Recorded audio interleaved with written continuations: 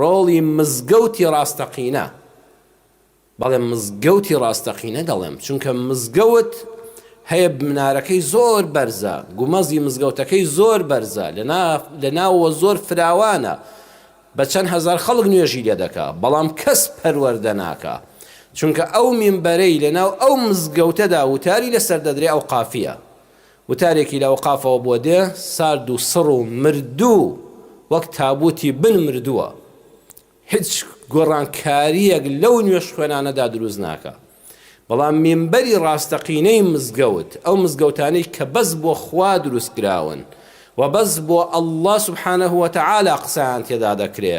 و وتار خوێنێکی دڵسۆزی خاک و خەڵک و میلەت لەسەری قسە دەکا بەپێی ڕێنماییەکانی ئایینی پڕبەرەکەتی ئیسلام،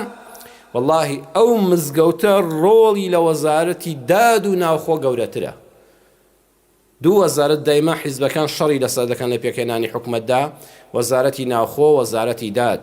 بەڵام بە دڵنیاییەوە ڕۆڵی مزگەوت گەورەترە،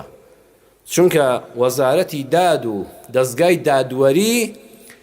چارەسەری کێشەکان دەکا، وەزارەتی ناوخۆ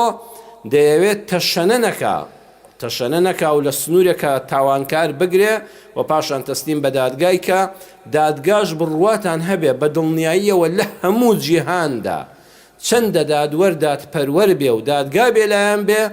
هێشتا حەقی 100% تاوان لێکرا و ستەم لێکرا و ناتوانێ بستێنێ.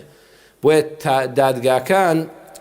ڕۆڵی دادوەری بەڕێز تەنها حەسم الخلافە،